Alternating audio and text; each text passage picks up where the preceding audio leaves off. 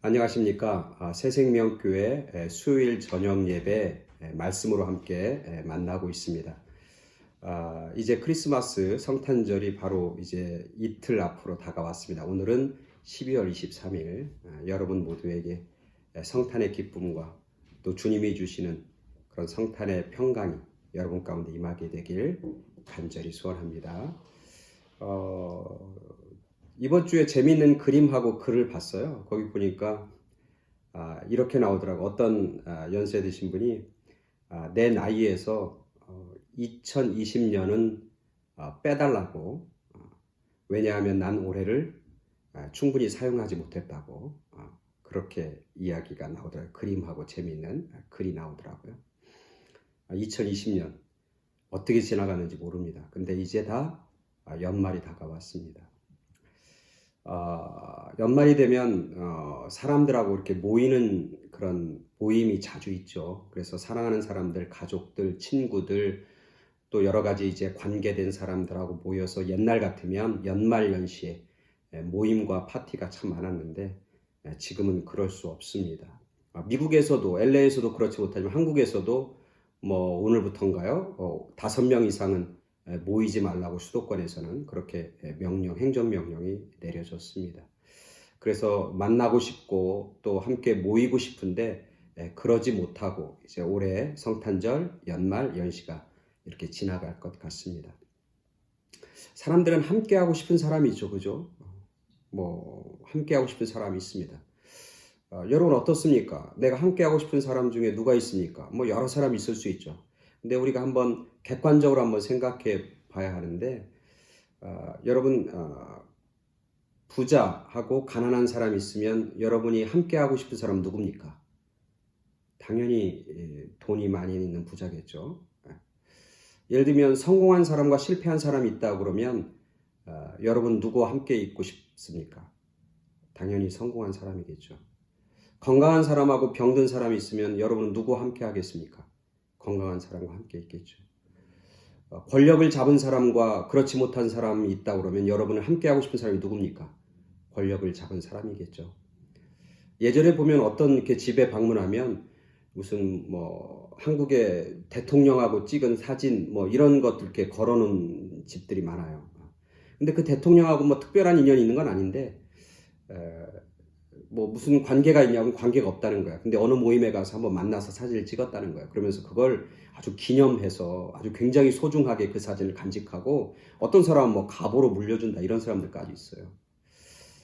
그 이유는 뭡니까? 그 사람이 뭐 인격이 좋다든지 그 사람이 훌륭한 일을 했다든지 뭐 그럴 수 있지만 그것보다는 그 사람이 어떤 사람이기 때문에 소위 말하면 권력을 가지고 있고 힘 있는 사람이고 성공한 사람이기 때문에 그 사람하고 함께 사진 찍은 것, 그 사람과 함께 있다고 하는 것, 그것이 자랑스럽기 때문에 그렇게 사진을 찍고 또 보관하고 또 그것을 소중하게 여기는 것이죠. 그게 보통 우리들의 마음이죠. 우리 세상을 살아가는 우리 인간들의 마음과 심성인 것입니다. 근데 오늘 우리가 읽은 성경 성탄절은 무엇인가 한번 생각해 봅니다. 우리가 수요일마다 예수님의 마음 알아가기라고 하는 시리즈 말씀을 전하는데 오늘은 성탄절을 통해서 하나님의 마음은 무엇일까? 주님의 마음은 무엇일까? 한번 생각해 보는 시간을 갖도록 하겠습니다. 성탄절은 뭐냐? 하나님의 마음인데 어떤 하나님의 마음이냐면 나와 함께하고 싶어하는 마음, 우리들과 함께 있고 싶어하는 마음, 그게 바로 성탄절의 미닝, 성탄절의 스피릿, 성탄절의 정신이라고 그렇게 고백합니다. 사람들은 다 높은 사람들, 좋은 사람들, 성공한 사람들, 건강한 사람들, 능력 있는 사람들과 함께 있고 싶지만 성탄절을 통해서 보여주는 하나님의 마음, 주님의 마음은 그것과는 사뭇 다른 모습을 우리 가운데 보여주고 있습니다. 그것을 생각하면서 말씀을 한 구절 읽겠습니다. 성탄절에 많이 읽는 그런 말씀입니다. 마태복음 1장 21절부터 23절까지 말씀입니다. 제가 봉독해 드립니다. 아들을 낳으리니 이름을 예수라 하라. 이는 그가 자기 백성을 그들의 죄에서 구원할 자이심이라 하니라. 이 모든 일이 된 것은 주께서 선지자로 하신 말씀을 이루려 하심이니 이르시되 보라 처녀가 잉태하여 아들을 낳을 것이요 그의 이름은 임마누엘이라 하리라 하셨으니 이를 번역한즉 하나님이 우리와 함께 계시다 함이라. 오늘 이 말씀은 너무나 잘 알죠. 요셉에게 천사가 나타나서 너와 정혼한 마리아가 아들을 낳을 것이다 라고 하는 이야기를 이제 미리 해주는 거죠. 그렇게 얘기해 주면서 천사가 한 얘기는 뭐냐, 그 아들을 낳을 건데 그 아들의 이름을 두 가지로 알려주는 거예요. 하나는 예수, 하나는 임마누엘. 이제 같은 거죠. 그렇지만 다른 이름 두 가지를 알려주는 겁니다. 그 아들의 이름을 예수라 하고 그것은 곧 임마누엘이다. 이렇게 말씀하고 있는 거죠. 예수라고 하는 말의 뜻은 우리가 아는 것처럼 그가 그의 백성을 죄에서부터 구원해 내셨다. 즉 구원자다. 죄에서 구원할 자, 구원자다. 임마누엘이라고 하는 우리가 잘 아는 것처럼 하나님이 우리와 함께 계신다. 하나님이 우리와 함께 하신다라고 하는 의미죠. 그러니까 하나님의 마음은 어디에 가 있는 거냐면 임마누엘에 가 있는 거예요. 하나님이 우리와 함께 하고 싶은 거예요. 하나님은 우리와 동행하고 싶은 거예요. 하나님은 우리를 만나고 싶은 거예요. 그 하나님의 강렬한 열망이 있는 거예요. 여러분 혹시 그 미켈란젤로가 그린 그 천지창조에 관한 그 벽화 있잖아요. 천정에 쫙 그렸던 벽화.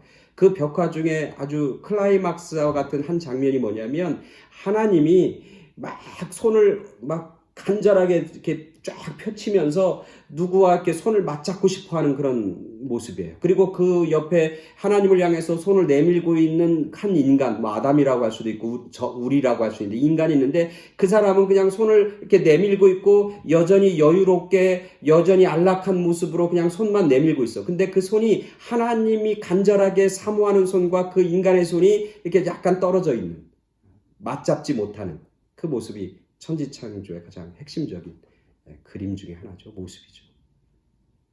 하나님은 간절히 우리를 만나고 싶어 하는 거예요. 우리와 함께 하고 싶은 거예요. 근데 만나지 못하는 거예요. 그가 누구에게 그 원인이 있냐면 인간에게 있는 거죠.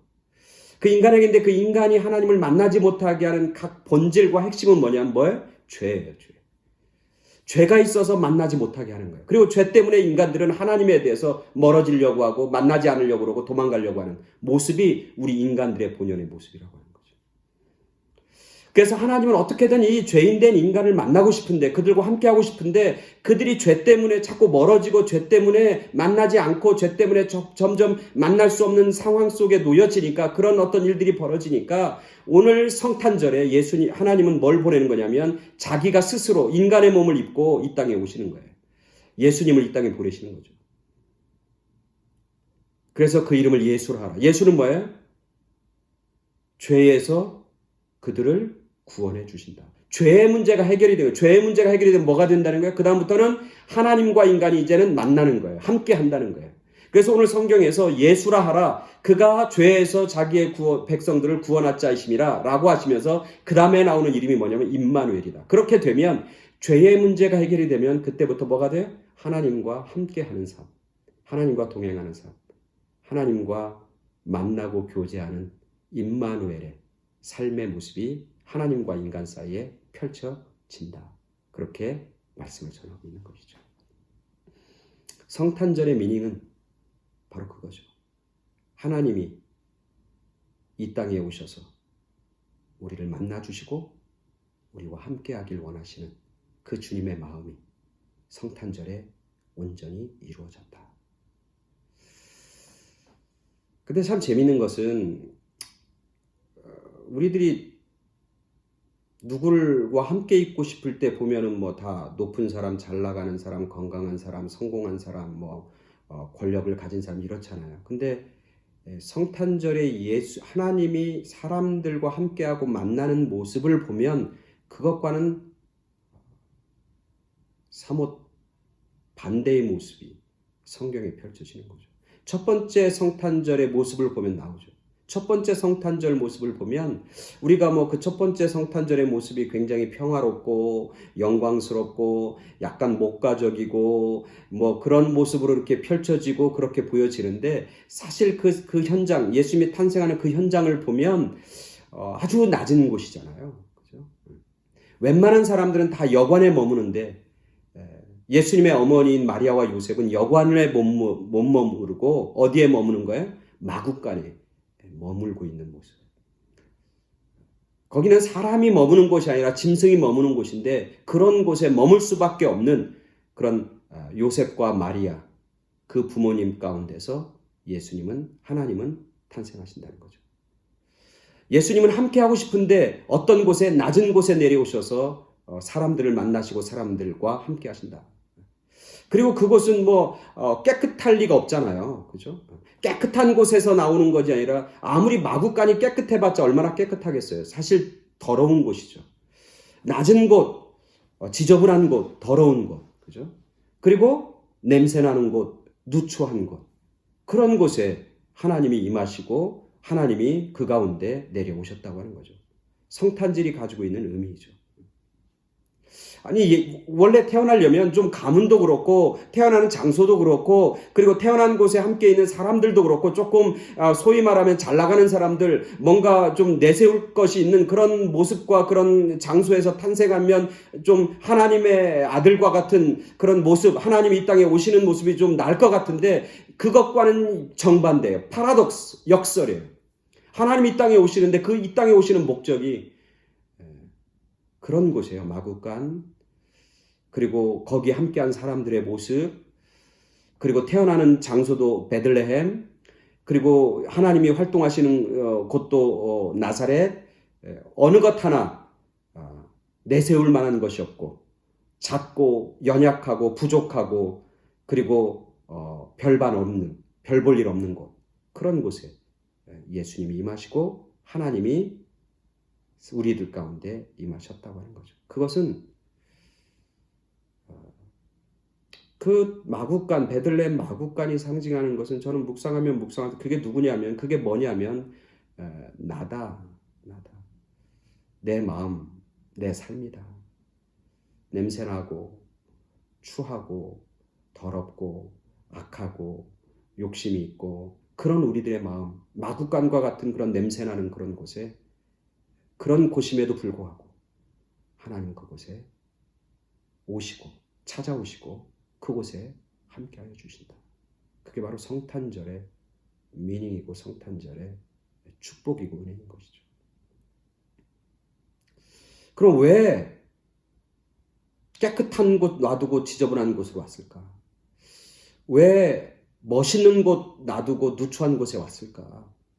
왜 화려하고 아름다운 곳 놔두고 그렇게 뭐 아주 지저분한 낮은 곳에 왜 하나님이 오셨을까? 그것은 바로 하나님이 우리를 사랑하시기 때문에 그래요.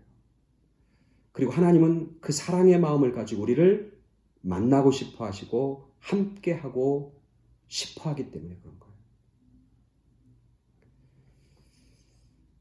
우리 사람들도 그렇잖아요. 모든 뭐 일반적 객관적인 거는 뭐 아까 서두에 얘기했듯이 사람이 뭐 좋은 사람 또 뭐 화려한 사람들 만나고 싶지만 그렇지 않은 경우가 있는 거예요. 그죠? 한 2달 전에 세상을 떠났던 가장 나이가 많은 의사 선생님, 한국에 있는 선생님의 이야기가 언론에 보도된 적이 있습니다. 한원주라고 하는 의사 선생님이죠. 원장님인데 돌아가시는 나이가 94세였다고 해요. 94. 근데 그분의 이야기 속에서 그분은 94 돌아가실 때까지 환자들을 봤다는 거예요. 진료했다는 거예요. 하루에 적어도 10명씩은 환자들 속에서 살면서, 요양원에서 살면서 그 요양시설에 와 있는 환자들을 돌보면서 시간을 보냈다는 거예요. 돈 때문에 그런 게 아니라 내가 의사로서 어떤 배운 것이 있고 또 의사로서 어떤 사명이 있고 의사로서 하나님이 나를 택하신 것이 있다고 하는 그런 마음을 가지고 죽는 날까지 그 일을 했다는 거예요. 환자들과 예를 들면 뭐가 남는 게 있어서 뭔가 유익이 있어서 이득이 있어서 그들과 함께 있는 게 아니라 다 그분은 무료 진료를 그렇게 했다는 거예요. 돈 안 받고 그 환자들 틈에서 산 거예요. 평생을 산 거예요. 죽을 때까지. 그리고 1년에 두세 차례는 휴가를 내서 자기가 하고 싶은 것, 자기의 어떤 삶을 즐긴 게 아니라 휴가를 내서 외국에 나가서 의료 선교를 했다는 거예요. 자기 돈 들여가면서 의료의 혜택을 못 받는 그런 사람들, 그런 나라에 찾아가서 자기의 시간과 그리고 자기의 인생과 자기의 에너지와 자기의 물질을 그 사람들과 함께 나누며 그들과 함께 했다는 거예요. 보통 사람 같으면 그 병든 사람들, 자기한테 이익이 되고 유익이 되지 않는 사람들과 함께 있고 싶어 하지 않아요. 근데 뭐가 있기 때문에 그러는 거예요? 사랑이 있기 때문에 그러는 거예요. 그 마음속에 사랑이 있으니까. 병자들을 향한 사랑, 불쌍한 사람들을 향한 사랑, 하나님이 자기를 사랑해 주셨던, 성탄절에 하나님이 나 같은 누추한 사람을 찾아오셨던 그 사랑을 깨닫고 그 사랑을 마음속에 품으니까 그렇게 하는 것이죠. 사랑이 있으면 내 이익과 유익과 상관없이 연약한 사람 가운데 함께 있고 그들과 동행하게 되어 있는 거죠. 쉬운 얘기로 하면 지지난주에 제가 한 분을 만났어요. 한 분 연세 드신 분을 만났는데 그분은 그런 얘기 하는 거예요. 아우, 자기는 이제 자녀가 둘 있는 거예요. 근데 한 자녀는 아주 소위 말하면 성공적인 삶을 사는 거예요. 결혼도 했고 가정도 꾸미고 소위 말하면 변호사도 하고 또 자녀도 있고 집도 있고 잘 사는 거예요. 근데 한 자녀는 아직 자리를 못 잡은 거예요. 가정도 아직 못 꾸몄고 직장도 별로 이렇다 할 직장을 못 가졌고 또 무슨 결혼을 안 했으니까 무슨 자녀가 있을 리도 없고 경제적으로도 여러 가지 힘들고 그러는 거예요. 두 자녀가 있는 거예요. 근데 그분이 와서 저한테 얘기한 게, 목사님, 저는 늘 제 마음이 어디로 가냐면 아직 자리 못 잡은 그 아들에게 갑니다. 늘 갑니다. 그리고 그 아이와 함께 있고 싶습니다. 자리 잡은 아들은 이제 자기가 알았으니까 자기 삶 살 거고, 자기의 자리 못 잡은 아들, 그 아들과 함께 살면서 그 아들이 늘 마음에 걸리고 그 아들을 위해서 더 많이 기도하게 되고 그 아들을 위해서 더 많은 어떤 자기의 사랑과 마음을 쓰게 되고 갖게 된다고 그 얘기를 하는 거예요. 맞죠? 그죠? 왜? 그분에게는 사랑이 있으니까. 사랑하니까. 비록 그 아들이 실패는 아니지만 하여튼 그렇게 잘 나가거나 성공하지 못한 아들이지만 그 아들과 함께 있고 싶은 거예요. 그 아들이 힘들어하는 것을 함께 옆에서 도와주고 싶은 거예요. 그 자녀가 지금 힘든 상황 속에, 환경 속에 처해 있는데 그걸 그냥 내버려 둘 수가 없는 거예요. 거기에 함께하고 싶고 동행하고 싶고 그리고 손을 잡아주고 싶은 거예요. 왜? 사랑하니까 그런 거죠. 우리 부모들이 자녀를 사랑하는 게 똑같잖아요. 그죠?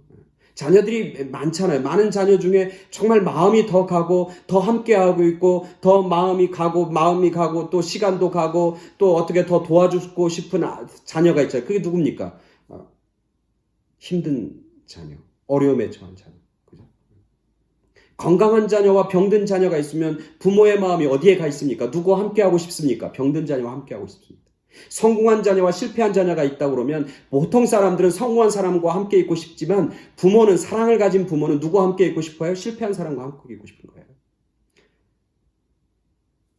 연약하고 약하고 부족한 사랑하는 사람과 함께 하고 싶은 것, 그게 사랑의 마음을 가진 사람의 특징이죠. 하나님의 사랑, 하나님도 똑같아요. 그래서 이 성탄절에 하나님께서는 이 땅에 오시는 겁니다. 우리와 함께하고 싶어서. 근데 우리와 같은 낮고 부족하고 천하고 그리고 누추한 그런 우리들의 삶 가운데 찾아오셔서 내가 너와 함께하겠다고, 내가 너를 붙잡아 주겠다고, 내가 너를 도와주겠다고, 내가 너를 인도하겠다고, 내가 너에게 내 기쁨과 평강과 생명을 전해주겠다고 약속하시고 그 약속을 지키시고 함께 오셔서 우리를 품에 안아주신 사건, 그게 바로 성탄절이라고 하는 사건이고 의미인 것이죠. 그래서 성탄절을 맞이하면서 우리가 그 주님의 함께하고 싶은 나 같은 사람, 연약한 사람과 함께하고 싶은 그 주님의 마음과 그 주님의 사랑을 우리가 다시 한번 깊이 묵상하면서 이 성탄절에 내가 누구한테 선물 받을까? 뭐 그런 생각하는 것도 좋죠. 그렇지만 나의 사랑과 나의 관심과 또 나의 마음을 나눠줄 사람들이 누가 있는가를 생각하는 것. 그게 바로 성탄에 하나님의 사랑을 덧입은 오늘 우리들이 가져야 할 마음이고 또 가져야 할 삶의 모습이고 자세인 것이죠. 내일 모레가 이제 성탄절입니다.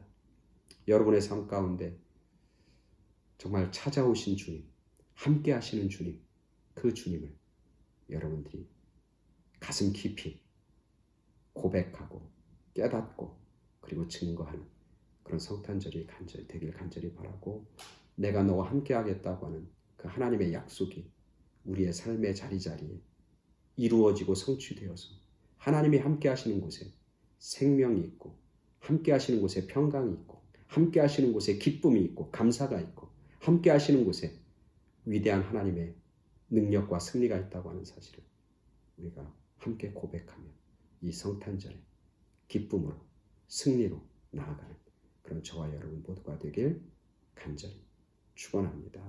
아멘. 메리 크리스마스, 성탄절 잘 보내시고 건강하시고 주님이 여러분과 함께 하신다고 하는 사실을 늘 마음속에 고백하고 그리고 선포하며 사는 그런 여러분 모두가 되길 간절히 소원합니다. 감사합니다.